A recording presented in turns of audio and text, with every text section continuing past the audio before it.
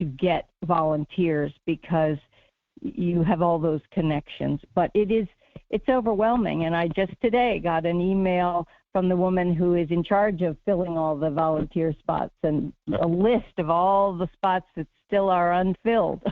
So, it's huge. It's like herding cats, 1 million cats. I bet it is. So if our listeners at some point wanted to be a volunteer, they could go to the website and go to Millbrook Horse Trials.com. And maybe not this year, but next year, or maybe perhaps they can. Someone can step up and help park cars or help fill one of those slots. I'm sure there's slots that are. Go ahead. There's a tab on the website for volunteers, so they can easily. They can still volunteer. Our arms are open. And there's no experience like this. I urge you to experience it either as a volunteer or. I remember the first year that I came over, I was coming over to appraise a horse because, I've been doing a horse appraisal since 1980. And I was in my young career, but I came over and actually looked at a horse that was competing. It was, I can't remember the exact case, but I was so impressed with the organization and the way all your volunteers and you as the founder, along with Olivia, pull this off because this is a huge undertaking. Now, I want to back up a minute because a few years ago I had you on the show and I interviewed Tremaine Cooper and I called you up to schedule this. And, this is on a very sad note, but a great loss of a man that's been with you for a long time, for many decades as a course designer. Would you just share a tad about that with our listeners, please? Well, he had been working on the cross-country course here from the start in the 80s. And he was also a very good friend at that point. He was like a member of my family. But he had risen up to the top of his profession. He designed and built courses in New Zealand and in Europe and everywhere besides the West and East Coast here. And he was very good at his job, and he also competed, so he looked at things through the eyes of a rider, the eyes of a horse, which really made his courses educational. They were testing, but they were educational. The horses came off the course better horses than when they started, and it's a huge loss. But Morgan was a very good friend of his and worked with him, and has been so generous in stepping up even the first year, 2021, when everybody already had their schedules packed. Morgan took on most of the events that Tremaine had been doing on top of his own workload. So we are very appreciative, feel fortunate to have Morgan, and he does a fabulous job, and he's beginning to put his own stamp on the property. Now, is he with us yet? Has he joined our call yet? He's right here, and he's looking at me, and he's going to call in. All right. So, Morgan, why don't you go ahead and call in? And Louise, thank you. I know that was a great loss, but you have good friends supporting you, surrounding you, because you are, I'll say, an expert at what you do because of your love and your passion and your commitment. So I know you're busy because Millbrook Horse Trials is July 27th through the 30th, right around the corner. So you got lots to do, don't you? So with that, I'm going to let you go. Well, thank you very much for having me on, and I hope some of your listeners will make their way over to the Millbrook Horse Trials 2 weeks from now. 2 weeks from now, and hopefully we'll get some of them to volunteer as well. Thank you, Louise. You're welcome. And Morgan's with you. All right. Hi, Morgan. Yep, I'm here. I'm sorry. Your name again? So, hi, Morgan. My name is Christine Rolando, and I'm the host of Horse Sense Radio. And just so you know, we've been doing live radio, Horse Sense Radio, for many, many years. I've had Louise on live, along with standing on the course. One year she let me come and do live radio and do interviews right on the course. And that was pretty exciting, I must say. But for right now, today, good stuff. And for today's purposes, we're doing a recording But we air this on many podcasts, and you can find it on equineappraiser.net. Okay, so equineappraiser.net. But I want to hear more about you because she just had such wonderful things to say about you. You have huge experience as a course designer yourself, on the FEI level internationally, and what all goes into that of being a course designer. Our listeners would like to understand that, and so would I, because it's not a stadium course that you're designing. As Louise just shared, they're fixed on the cross country, they're fixed obstacles. So let's share a little bit about your history, how you got started as a course designer. Let's start with that, if you don't mind. Sure. So I grew up in Hamilton, Massachusetts, which is a small equestrian community north of Boston. And that was considered Area 1, or it still is considered Area 1. And it had an event called Groton House, which was sort of an iconic Area 1 event. It was a destination event, much like Millbrook is. It was attended by all the people that evented back in the 80s and the 90s.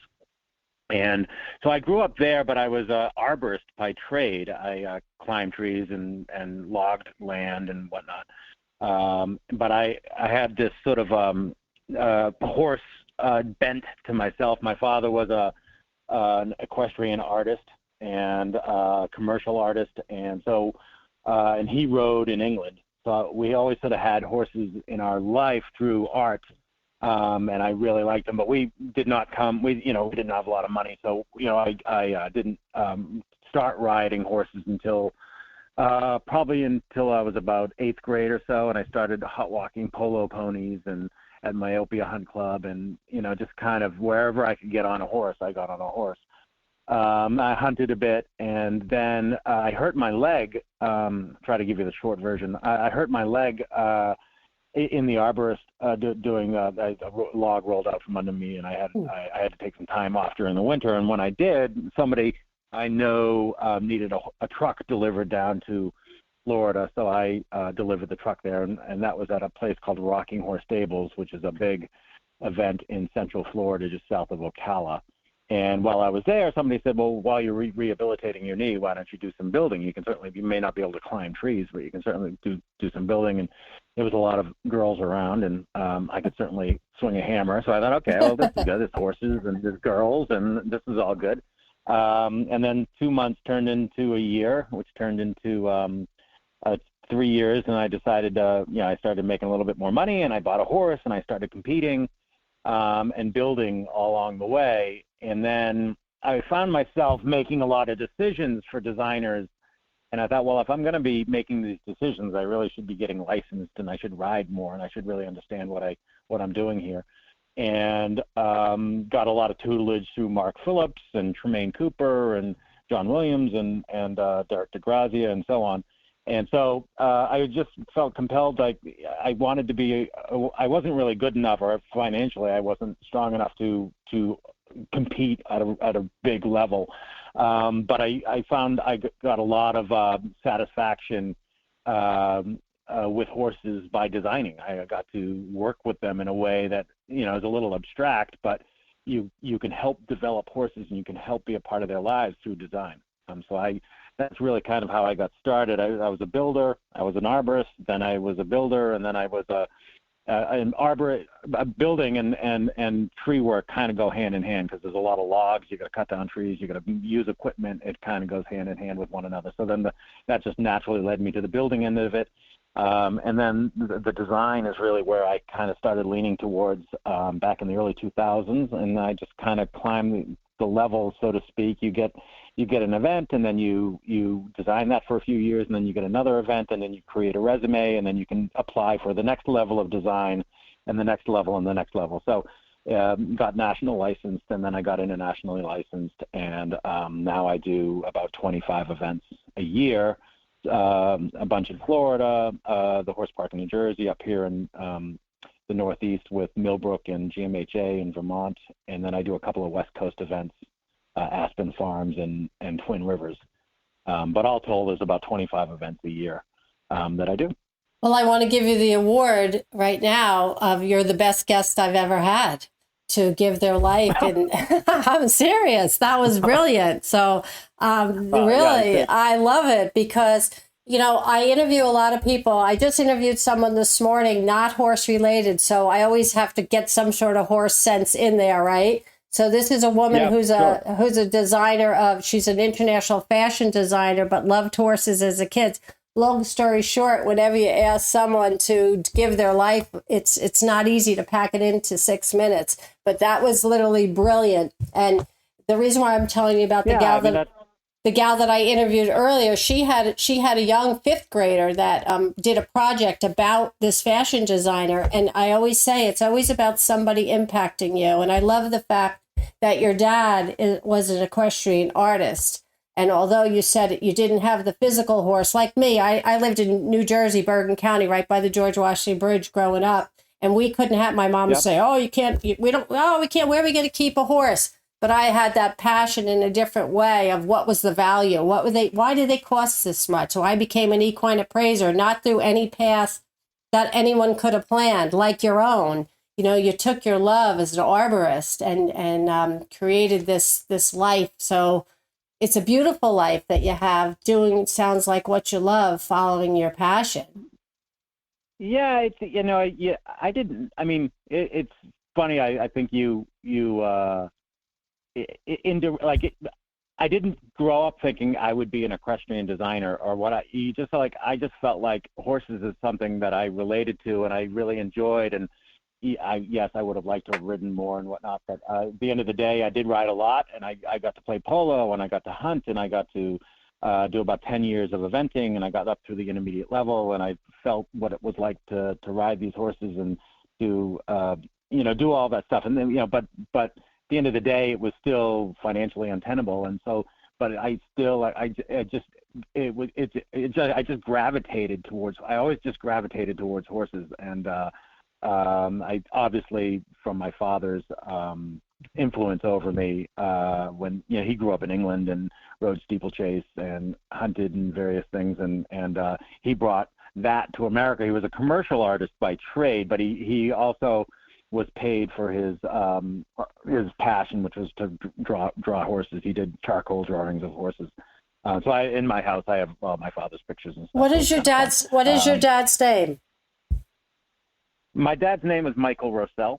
Michael. And he passed away when I was 17. Okay. So he's no longer with us. But he did a lot of that, and he did African art as well. He just loved to draw animals, and but horses specifically, mostly. And that just kind of like it didn't. It wasn't a conscious thought. I just always liked horses. I didn't. If you asked me what I like, I probably would have said football. I like girls. But I always had this bent and this this pull towards horses. And then when I started riding them, it all sort of started to click and go. And then I started building. I thought I would go ahead and take over the tree company that I was working for eventually. Because that kind of seemed the natural path. But just by happenstance, my leg blew out and I had to take some time off, and then that led me to the horse world, and then that led me to liking, and that led me to my wife, who was an upper level rider, and that led me to now my daughter competes. She'll be here at Millbrook competing a couple of horses, and so just horses are all around me, and it just happened that way. It wasn't something I was chasing. Right. But whatever karma, whatever mystical thing is out there that you gravitate towards, and be able to make a living at it, I've been really pretty blessed. My dad took me to Rocking Horse Ranch when I saw this Rocking Horse Ranch in New York when I was 5, and my horse ran off with me. But I loved it so much. I thought this is the coolest thing. And as like you. I couldn't have horses as a child, but I got to the local barn to pony walk. I got to that local place where I could work for the lessons and so on. And that piece of not following the exact plan like whoever said that, how do you become a horse appraiser? How do you become a course designer? There's no written plan, but there you are. And I'm really proud to know you and know that the path that you've followed. Now, what's more dangerous, an arborist or a course designer? Don't answer that. because they're both. Yeah, well, they both have their dangers. It was funny. I